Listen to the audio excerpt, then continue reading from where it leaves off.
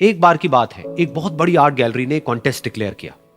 उसमें उन्होंने अनाउंस किया कि जो भी पेंटर पीस को डिपिक्ट करने वाली वर्ल्ड की सबसे अच्छी पेंटिंग बनाएगा, उसको $10 मिलियन का इनाम मिलेगा।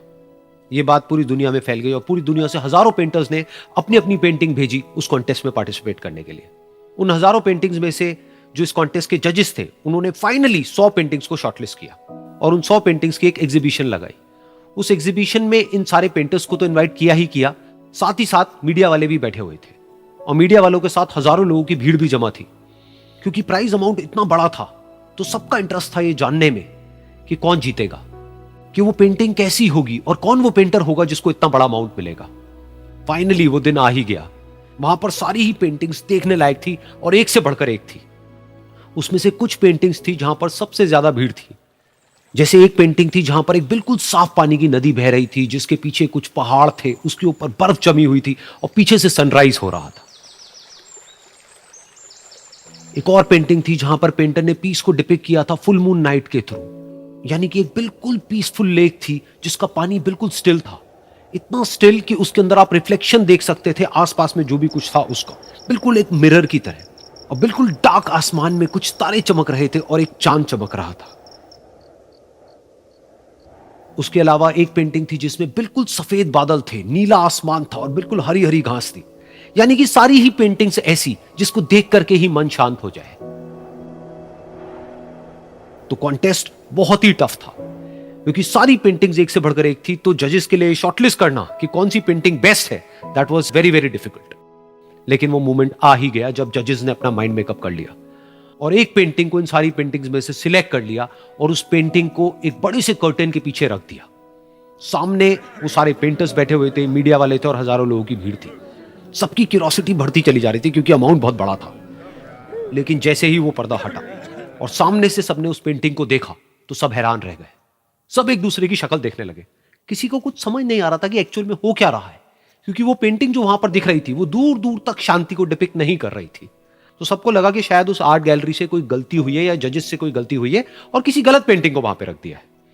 तो कुछ पेंटर्स एक साथ गए, जाकर के उस आर्ट गैलरी के ओनर से मिले और जाकर के उससे पूछा कि क्या ये कोई गलती है, गलती से कहीं कोई गलत पेंटिंग तो आपने वहां पे नहीं रख दी है। तो आर्ट गैलरी वाला थोड़ा सा मुस्कुराया और बोला, नहीं ये पेंटिंग बिल्कुल ठीक है, जजेस ने इसी पेंटिंग को सिलेक्ट किया है और यही पेंटिंग आज की विनर है। सारे पेंटर्स ये जवाब सुन करके गुस्से से भर गए और सबने मिल करके रिवोल्ट कर दिया। और ये देख करके सारे मीडिया वाले अपनी अपनी जगह से खड़े हुए और भागते हुए गए उस आर्ट गैलरी के ओनर के पास में और अपने अपने माइक्स उनके मुंह के आगे कर दिए। तो अगेन वो आर्ट गैलरी का जो ओनर था वो हल्का सा मुस्कुराया और उसने कहा कि मुझे कुछ बोलने से पहले एक बार इस पेंटिंग को आप लोग ध्यान से देखिए, थोड़ा पास से देखिए, शायद आपको कुछ ऐसा नजर आए जो दूर से नजर नहीं आ रहा है। क्योंकि आप सबने एक चीज तो देख ली कि इस पेंटिंग में आंधी है, तूफान है, चारों तरफ सब कुछ तहस नहस हो रहा है, आसमान में बिजली कड़क रही है, काले बादल हैं, ये सब तो आपने देख लिया। लेकिन एक चीज नहीं देखी कि इस पेंटिंग में एक घर भी है। उस घर में एक छोटी सी खिड़की है जहां पर एक आदमी खड़ा हुआ है। ध्यान से जाकर के देखिए, वो जो आदमी खड़ा हुआ है और बाहर देख रहा है उस घर से, उसके चेहरे पर कोई डर नहीं है, बल्कि एक हल्की सी मुस्कान है, एक ठहराव है, एक सुकून है। और यही है शांति का असली मतलब।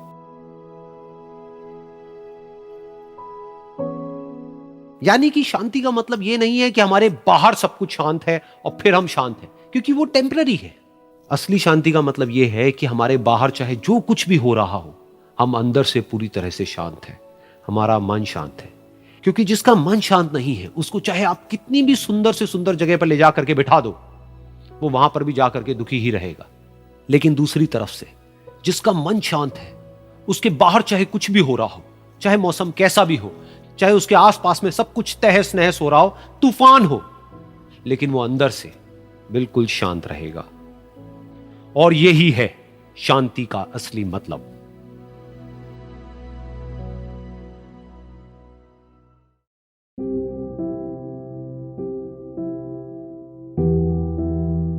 एक बार की बात है, एक छोटे से गांव में एक आदमी रहता था। उसके घर के पास में एक पहाड़ था जहां पर वो रोज सुबह जाता, उस पहाड़ पर थोड़ी देर के लिए वो बैठता, फिर वापस आ जाता। तो रोज की तरह वो सुबह सुबह जा रहा था। पीछे से उसका छोटा सा बेटा आया, उसने आकर के उसका हाथ पकड़ लिया और कहा कि आज मैं भी आपके साथ चलूंगा।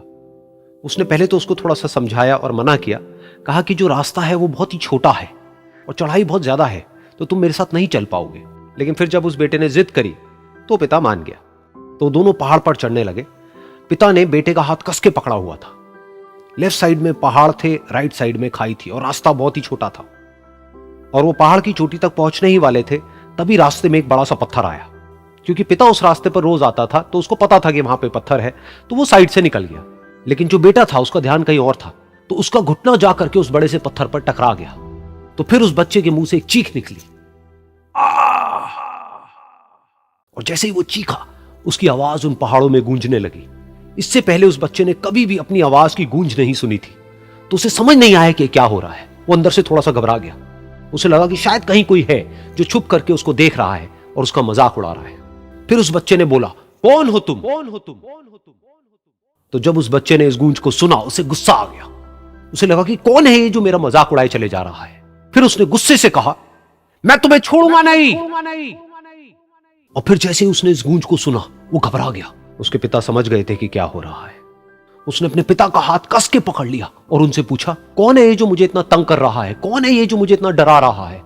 तो उसके पिता थोड़ा सा मुस्कुराए और उन्होंने खाई की तरफ देखा और जोर से बोला, मैं तुमसे बहुत प्यार करता हूं। ये सुनकर वो बच्चा हैरान हो गया। उसे समझ नहीं आया कि हो क्या रहा है, कि वही इंसान जो उसका मजाक उड़ा रहा है और उसको तंग कर रहा है, वो उसके पिता को बोल रहा है कि मैं तुमसे बहुत प्यार करता हूं। तो उसके पिता ने अपने बेटे को देखा और वो समझ गए कि उसके मन में क्या चल रहा है। और फिर दोबारा उन्होंने बोला, तुम बहुत अच्छे हो। और ये सुनकर उनका बेटा भी थोड़ा सा मुस्कुराया और पूछा अपने पिता से कि ये क्या हो रहा है। और फिर उसके पिता ने अपने बेटे को समझाया, ये जो आवाज तुम सुन रहे हो ना, ये किसी और की नहीं है, ये तुम्हारी ही आवाज है जो कि पहाड़ों में गूंज रही है और तुम्हें अपनी ही आवाज सुनाई दे रही है। जैसा तुम बोलते हो ठीक वैसा ही तुम्हें सुनाई देता है। अगर तुम गुस्से से कुछ कहोगे तो पलट करके जो आवाज आएगी उसमें भी गुस्सा होगा, लेकिन अगर तुम कुछ अच्छा कहोगे तो वो आवाज भी अच्छी होगी। बिल्कुल इसी तरह से हमारी जिंदगी में भी होता है। जैसा तुम अपने मन में इस जिंदगी के बारे में सोचते हो, ये जिंदगी तुम्हारे लिए बिल्कुल वैसी ही हो जाती है। अगर तुम मन ही मन अपने आप को ये बोलते रहोगे कि मेरी जिंदगी तो बहुत ही बुरी है, तो तुम्हारी जिंदगी सच में बुरी हो जाएगी। और अगर तुम अपनी जिंदगी से प्यार करोगे तो तुम्हारी जिंदगी भी तुमसे प्यार करेगी। ये बात उस बच्चे के दिमाग में घर कर गई और फिर वो दोनों उस पहाड़ की चोटी पर गए। लेकिन बच्चे के दिमाग में यही बात घूम रही थी। और फिर वो बच्चा खिलखिला के हंसा और उसने अपने दोनों हाथ खोले और अपनी पूरी ताकत से बोला, मैं तुमसे बहुत प्यार करता हूं।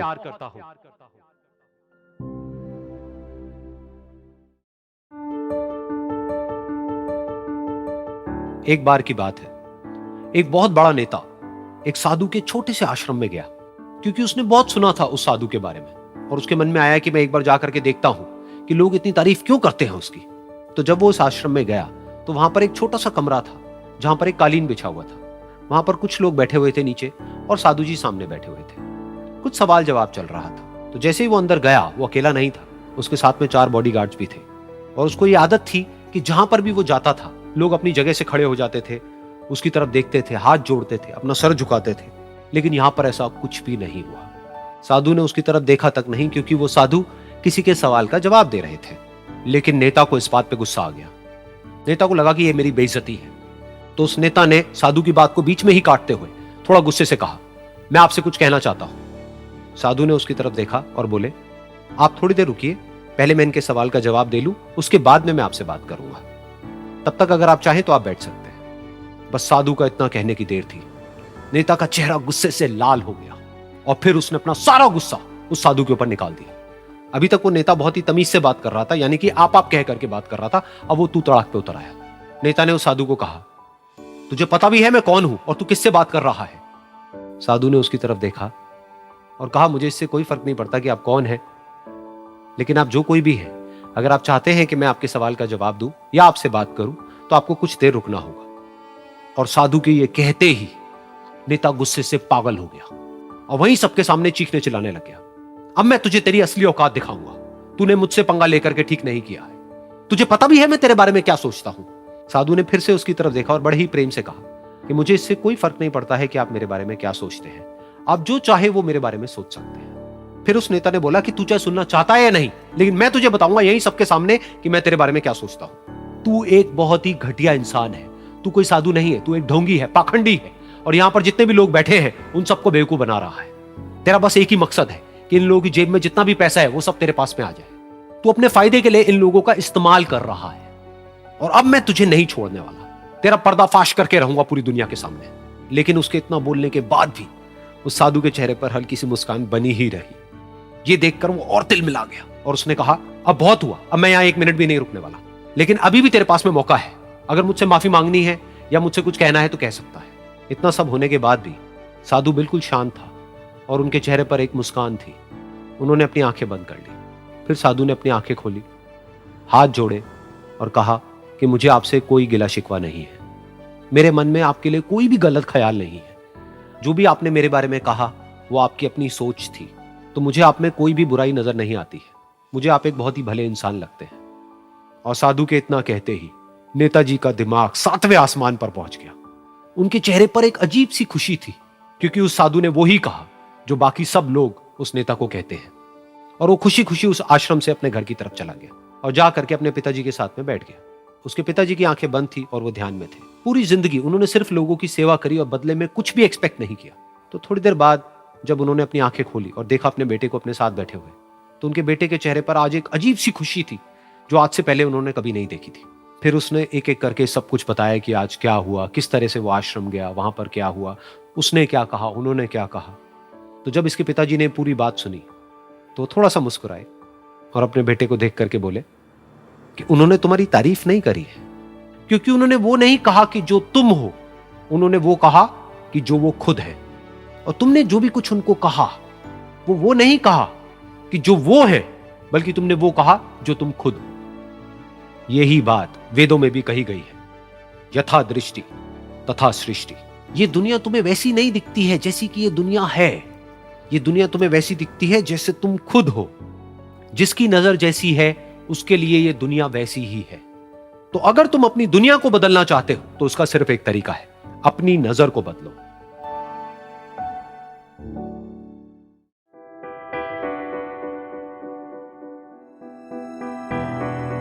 ये कहानी है एक छोटी सी बच्ची की जिसको बहुत गुस्सा आता था, बात बात पे गुस्सा आता था।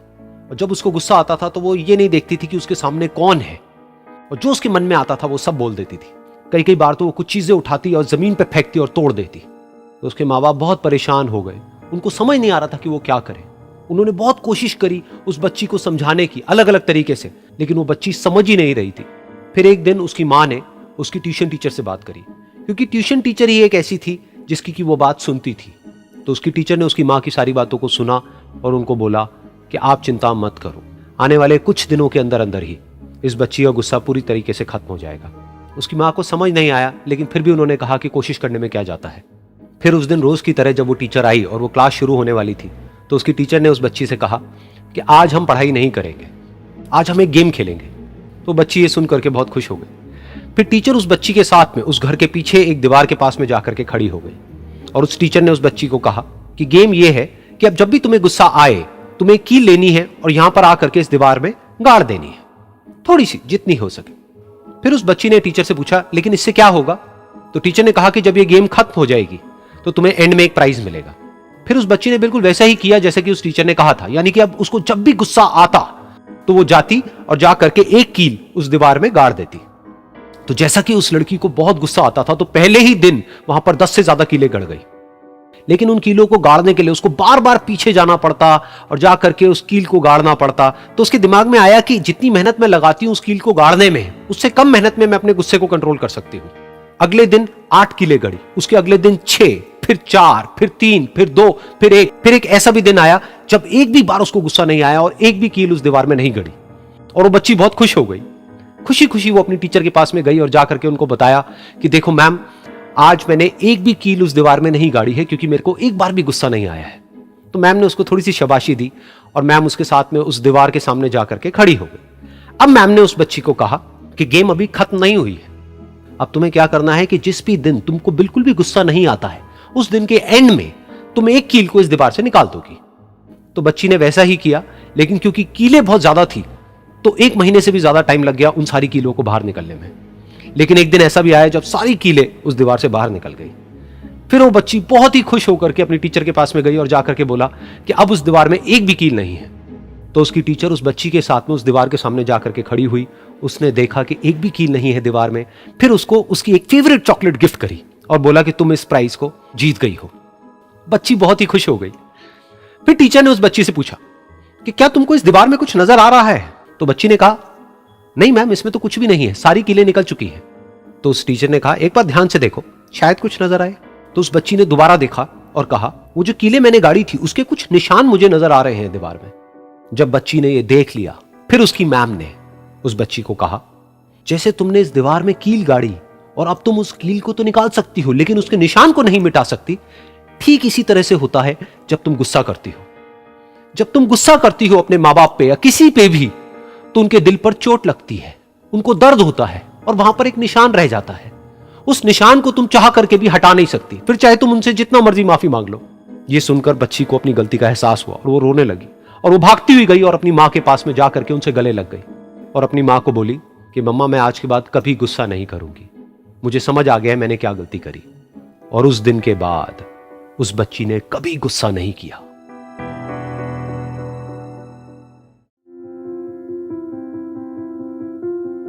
एक बार एक लड़की ने एक एंट्रेंस एग्जामिनेशन को क्रैक करने की बहुत कोशिश करी, बहुत मेहनत करी, लेकिन उसके बाद भी वो उसको क्रैक नहीं कर पाई, जिसकी वजह से वो अंदर से पूरी तरह से टूट गई, बहुत परेशान रहने लग गई, दुखी रहने लग गई। उसके पिता से अपनी बेटी की यह हालत देखी नहीं गई। फिर उन्होंने एक दिन अपनी बेटी को बुलाया और उन्होंने अपनी बेटी को कहा कि तुम मेरे साथ एक बार किचन में चलो, मुझे तुम्हें कुछ दिखाना है। किचन में पहले से ही उन्होंने गैस स्टोव के ऊपर 3 बोल रखे हुए थे। फिर उन्होंने उन तीनों बोल्स के अंदर पानी भरा, एक के अंदर कुछ आलू डाले, एक के अंदर कुछ अंडे और एक के अंदर कॉफी बीन्स, और उसको उबलने के लिए छोड़ दिया। उसके बाद में 5 मिनट हो गए, 10 मिनट हो गए, 20 मिनट हो गए और वो वहां पर खड़े रहे अपनी बेटी के साथ में और उसको देखते रहे।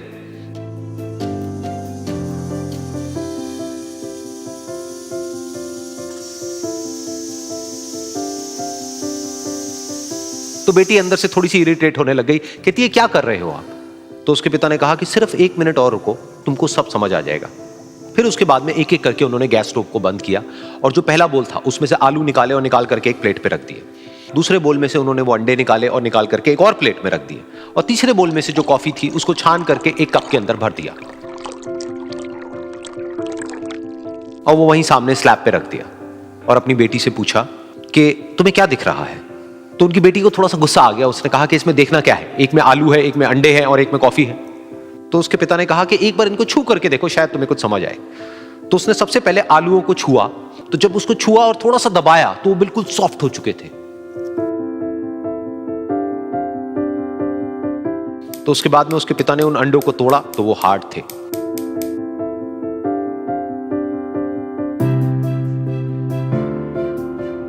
और फिर उसके पिता ने वो कॉफी वाला कप उठाया और अपनी बेटी को कहा कि एक बार इसको सूंघ करके देखो।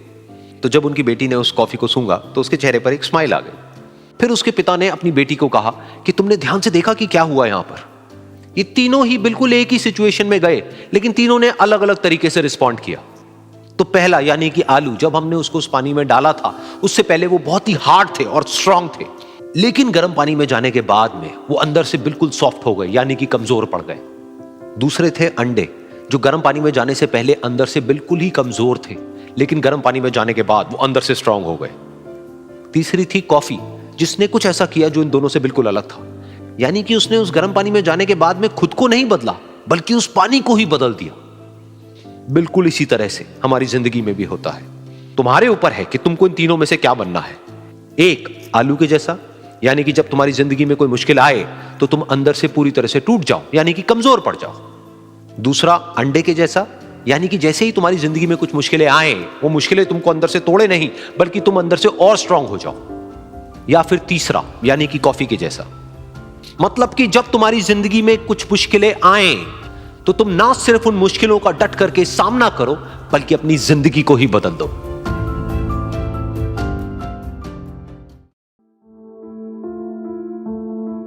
ये कहानी है 2 दोस्तों की जो कि एक छोटे से गांव में रहते थे। एक बार वो दोनों किसी काम से शहर गए और वापस अपने गांव लौट रहे थे। उनके गांव तक पहुंचने के लिए उनको एक घने जंगल से होकर के गुजरना था और जब वो उस जंगल से गुजर रहे थे तो एक दोस्त को प्यास लगी और वो पानी ढूंढने के लिए रास्ता भटक गए। थोड़ी ही देर बाद शाम हो गई और रात होने ही वाली थी। तो उन दोनों की नजर एक गुफा पे पड़ी जो कि पेड़ों से घिरी हुई थी चारों तरफ से। तो उन्होंने सोचा कि यही जगह ठीक है रात बिताने के लिए।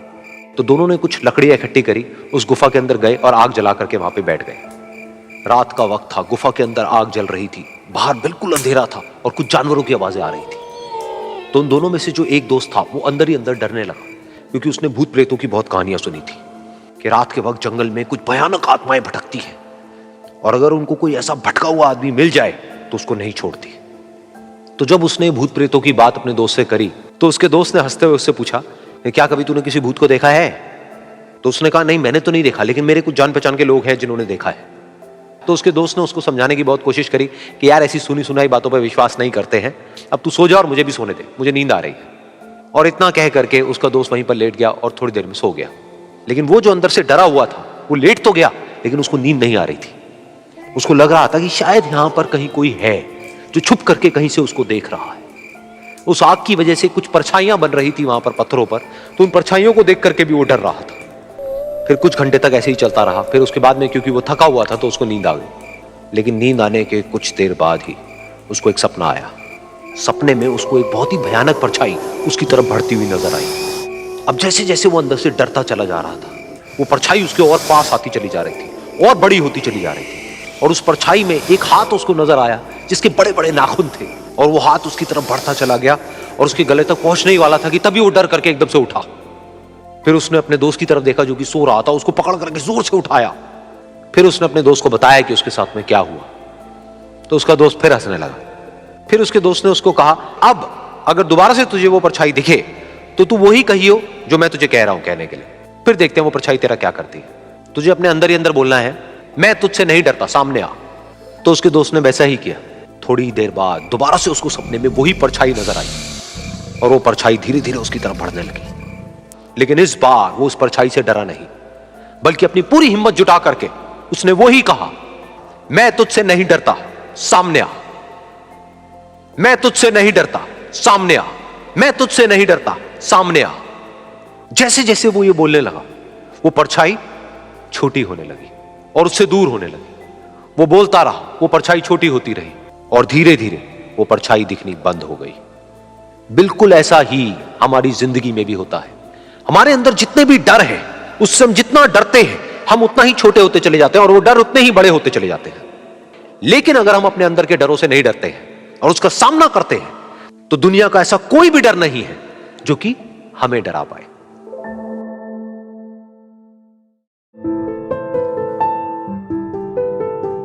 एक बार की बात है, कुछ साइंटिस्ट ने मिलकर के एक बहुत ही इंटरेस्टिंग एक्सपेरिमेंट किया।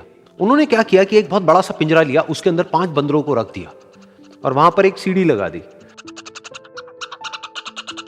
उस सीढ़ी के टॉप पर कुछ केले रख दी। फिर उन साइंटिस्ट ने क्या किया कि जैसे ही कोई भी बंदर उस सीढ़ी पर चढ़ता केलों तक पहुंचने के लिए, तो ऊपर से ठंडे पानी की बारिश करने लग जाते। तो जैसे ही वो ठंडा पानी गिरता उस बंदर के ऊपर जो कि सीढ़ी पर चढ़ रहा था, वो फटाफट से नीचे आता तो पानी बंद हो जाता। फिर दोबारा से कोई और बंदर उस सीढ़ी पर चढ़ता उन केलों तक पहुंचने के लिए, दोबारा से यही होता। दोबारा से ऊपर से ठंडे पानी की बारिश होती, वो बंदर जैसे ही नीचे आता दोबारा से बारिश बंद हो जाती। तो बंदरों ने इसका मतलब यह निकाला कि जैसे ही कोई भी सीढ़ी पर चढ़ता है तो ऊपर से ठंडा पानी गिरता है। फिर उसके बाद में जैसे ही कोई भी बंदर उस सीढ़ी पर चढ़ने की कोशिश भी करता तो बाकी के बंदर सब इकट्ठे होकर के उसको पकड़ते, उसको मारते, उसको पीटते और उसको नीचे गिरा देते। फिर दोबारा कोई कोशिश करता, दोबारा उसके साथ भी ऐसा ही होता। फिर उन साइंटिस्ट ने क्या किया कि उन 5 बंदरों में से एक बंदर को उस पिंजरे में से निकाला और उसकी जगह एक नए बंदर को उस पिंजरे के अंदर डाल दिया। अब उस बंदर को नहीं पता था कि यहां पर क्या खेल चल रहा है। उसको जैसे ही सीढ़ी के ऊपर वो केले नजर आए, वो फटाफट से उस सीढ़ी के ऊपर चढ़ने लगा। अब की बार साइंटिस्ट ने कोई बारिश नहीं करी, लेकिन फिर भी जो बाकी के बंदर थे उन्होंने इसको पकड़ा, सीढ़ी से नीचे उतारा और मारने पीटने लग गए। इस बंदर को समझ नहीं आया कि मेरे को क्यों मारा जा रहा है, तो उसने दोबारा कोशिश करी। जैसे ही उसने दोबारा कोशिश करी, दोबारा से उन 4 बंदरों ने वही किया। तो अब इस नए बंदर के दिमाग में क्या बैठ गया कि सीढ़ी पर चढ़ना मना है, अगर सीढ़ी पर चढ़ते हैं तो मार पड़ती है। उस सीढ़ी पर चढ़ना क्यों मना है और क्यों मार पड़ती है वो उसको नहीं पता था, बट उसके दिमाग में ये बैठ गया कि इस सीढ़ी पर नहीं चढ़ना है, ना किसी को चढ़ने देना है। फिर दोबारा से उन साइंटिस्ट ने क्या किया कि जो पुराने 4 बंदर थे उसमें से एक बंदर को निकाला और एक नए बंदर को उसी जगह पर डाल दिया। अब इस नए बंदर ने भी वही किया जो इससे पहले वाले ने किया था, यानी कि वो भागता हुआ गया, उस सीढ़ी के ऊपर चढ़ने की कोशिश करी, उन केलों तक पहुंचने की कोशिश करी, बाकी 4 इकट्ठे हो गए और उन्होंने उसको मारा पीटा, सीढ़ी से नीचे गिरा दिया। उसको कुछ समझ नहीं आया, उसने दोबारा कोशिश करी, दोबारा उसके साथ यही हुआ। और अब इस बंदर के दिमाग में भी यही बैठ गया कि सीढ़ी पर चढ़ना मना है और सीढ़ी पर चढ़ने से मार पड़ती है। फिर साइंटिस्ट ने एक एक करके जो पुराने 3 बंदर बचे हुए थे उसमें से भी एक एक करके उन बंदरों को निकाला और उनकी जगह पर 3 नए बंदर आ गए। अब ये 5 बंदर नए थे और किसी को भी ये नहीं पता था कि उस सीढ़ी पर चढ़ना मना क्यों है, लेकिन उन सबके दिमाग में बैठा हुआ था कि सीढ़ी पर चढ़ने से मार पड़ती है। तो कोई भी कोशिश नहीं कर रहा था, जबकि अब कोई ठंडे पानी की बारिश भी नहीं हो रही थी। वो चाहते तो आराम से उस सीढ़ी पर चढ़ते, केले तोड़ते और आपस में बांट करके खा लेते। बिल्कुल ऐसा ही हम लोगों के साथ भी होता है, यानी कि इंसानों के साथ भी होता है। हजारों साल पहले कोई प्रथा बनी होती है, कोई रीति रिवाज होता है जिसके पीछे कोई ना कोई वजह होती है, लेकिन वो वजह खत्म होने के बाद भी वो प्रथा चलती रहती है, वो रीति रिवाज चलते ही रहते हैं। किसी में इतनी हिम्मत नहीं होती है ये पूछने की कि हम क्या कर रहे हैं, क्यों कर रहे हैं। बस सबको ये पता होता है कि ऐसा ही होता है। तो वो एक्सपेरिमेंट जिसके बारे में अभी मैंने आप लोगों को बताया, यानी कि वो बंदरों का एक्सपेरिमेंट, उसमें तो बेचारे बंदर हैं, जानवर हैं, उनको नहीं पता है कि क्वेश्चन कैसे पूछते हैं। लेकिन अगर हम इंसान होने के बावजूद भी क्वेश्चन ना करें तो हमारे में और जानवरों में क्या फर्क है, सोचिए।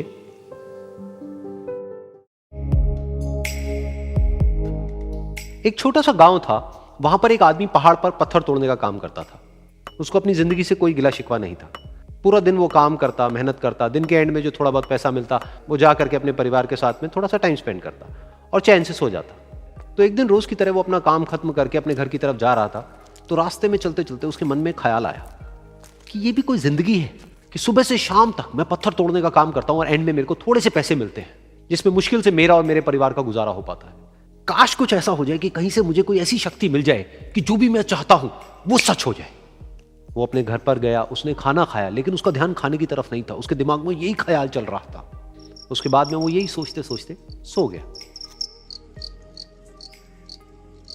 फिर नींद आने के कुछ देर बाद उसको एक सपना आया। सपने में उसने देखा कि रोज की तरह वो अपना काम खत्म करके अपने घर लौट रहा था। रास्ते में उसने एक बहुत ही बड़ा घर देखा और उसके मन में आया कि काश ये घर मेरा होता और मैं इसका मालिक होता। और उसके ये सोचते ही वो उस घर का मालिक बन गया। उसको यकीन ही नहीं हो रहा था कि जो उसने सोचा वो बन चुका है।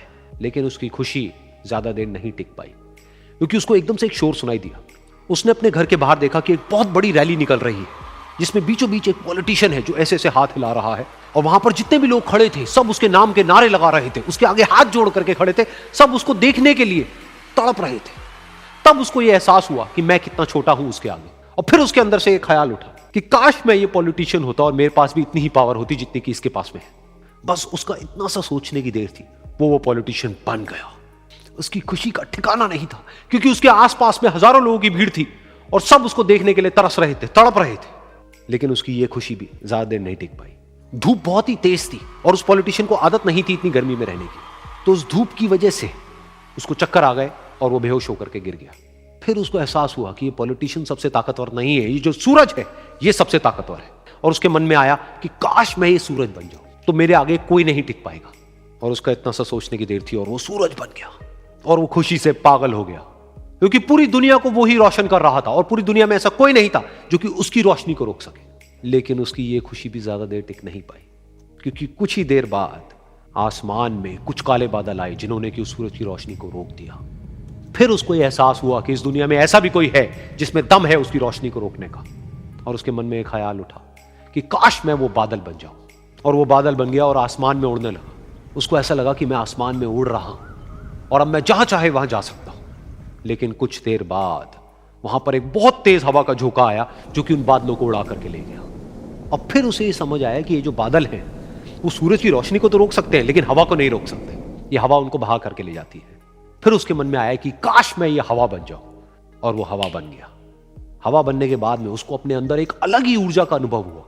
वो चाहे तो आराम से बहता और चाहे तो आंधी बन करके, तूफान बन करके, जिसको भी चाहे उड़ा करके ले जाता। उसको ये विश्वास होने ही लगा था कि इस दुनिया में सबसे ज्यादा शक्तिशाली मैं हूं। लेकिन तभी उसके सामने आया एक पहाड़।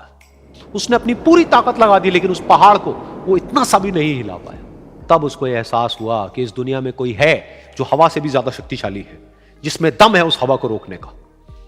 फिर उसके मन में आया कि काश मैं ये पहाड़ होता, और वो पहाड़ बन गया।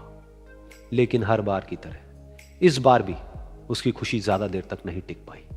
उसको एक जानी पहचानी सी आवाज सुनाई दी और साथ ही साथ उसको दर्द होने लगा, जैसे कि कोई है जो उसको तोड़ रहा है, उसको मार रहा है। तो दर्द से वो चीखने लगा और उसके मन में आया कि काश मैं वो बन जाऊं, क्योंकि इस पहाड़ को तोड़ने का दम रखता है। लेकिन इस बार उसकी ये ख्वाहिश पूरी नहीं हुई। वो रोने लगा, चीखने लगा, चिल्लाने लगा, उसने अपनी पूरी जान लगा दी, लेकिन इस बार वो नहीं बन पाया। उसका दर्द बढ़ता ही चला जा रहा था और दर्द की वजह से एकदम से उसकी नींद खुली और सामने शीशा था। उसने शीशे में देखा और उसको समझ आया कि सपने में मैं वो क्यों नहीं बन पा रहा था जो मैं बनना चाहता था, क्योंकि असलियत में मैं वो ही हूं।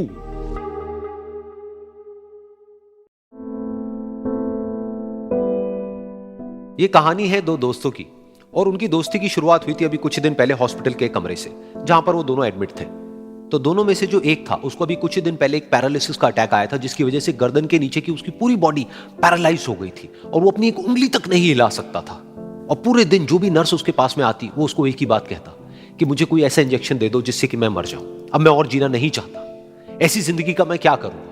तो उसका जो दोस्त था उस कमरे में, क्योंकि वो चल फिर सकता था, तो रोज सुबह और रोज शाम को उस कमरे में एक खिड़की थी, उसके पास में जाकर के खड़ा हो जाता और अपने दोस्त को बताता कि उस खिड़की के बाहर क्या चल रहा है।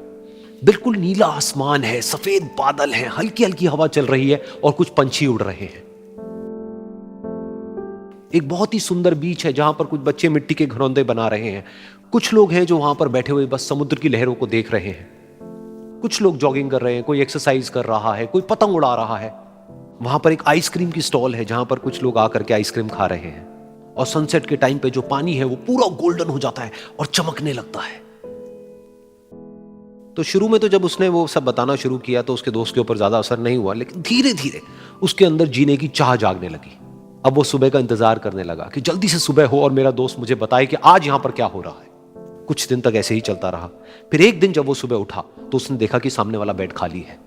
फिर उसने नर्स को बुलाया और उससे पूछा कि क्या वो डिस्चार्ज हो गया है। तो नर्स ने कहा कि आपको तो उन्होंने बताया होगा, उनके पास कुछ ही दिन बाकी थे और कल रात को ही उनकी डेथ हो गई है। ये सुन करके उसके अंदर की उम्मीद पूरी तरह से टूट गई, क्योंकि सिर्फ उसका दोस्त ही था जिसने उसको बाहर की दुनिया से जोड़ा हुआ था, जिसकी वजह से वो जान पाता था कि बाहर क्या हो रहा है और ये दुनिया कितनी खूबसूरत है।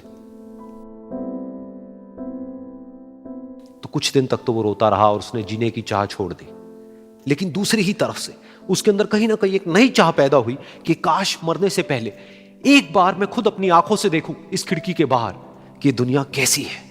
जैसे जैसे उसकी ये चाह बढ़ने लगी, उसको अपने अंदर एक अजीब सी एनर्जी महसूस होने लगी।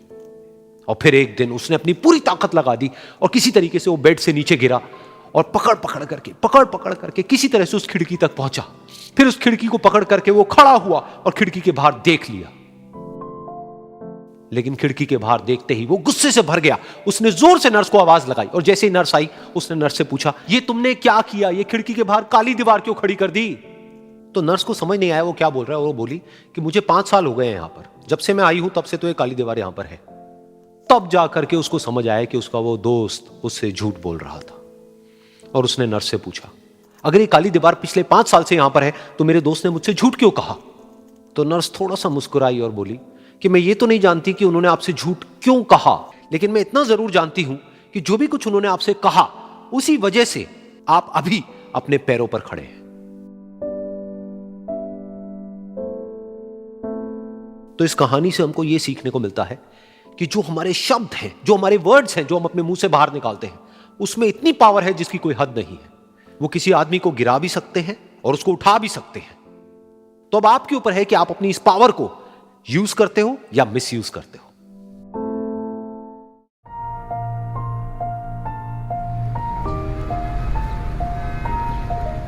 एक बार एक छोटी सी बच्ची हाथ में मिट्टी की गुल्लक लेकर के भागती हुई एक दवाइयों की दुकान पर गई। वो काफी देर तक वहां पर खड़ी रही, लेकिन दुकानदार का ध्यान उसकी तरफ नहीं गया क्योंकि और भी बहुत सारे लोग खड़े हुए थे।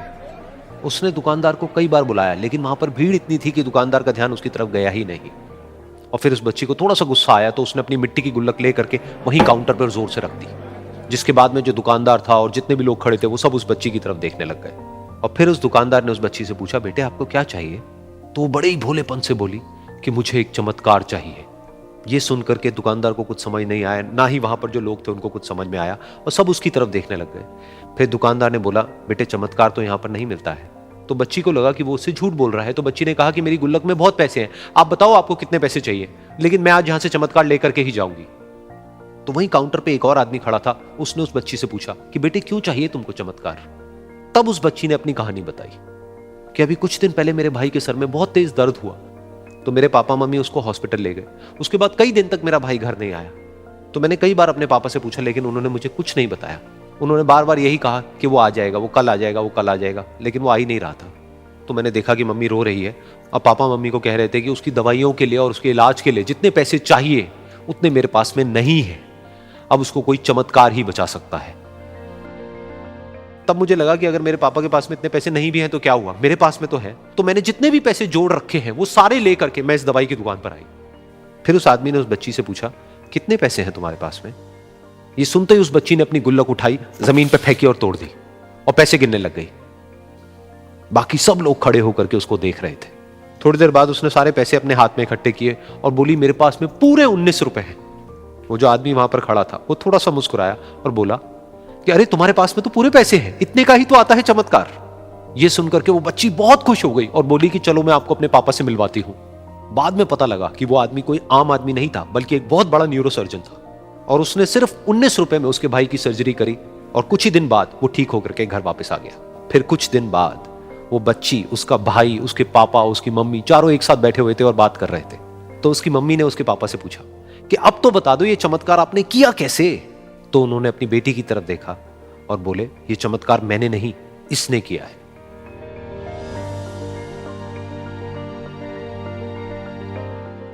तो यहां पर एक बहुत बड़ी बात है जो हम उस छोटी सी बच्ची से सीख सकते हैं कि जिंदगी में कभी कभी ऐसा होता है कि हमको कोई रास्ता नजर नहीं आ रहा होता है और हम लोग हिम्मत हार जाते हैं। तब हमारे अंदर एक बच्चा होता है जो कोशिश करने से कभी भी पीछे नहीं हटता है। वो हार मानने को तैयार नहीं होता है क्योंकि उसको ना शब्द समझ नहीं आता है।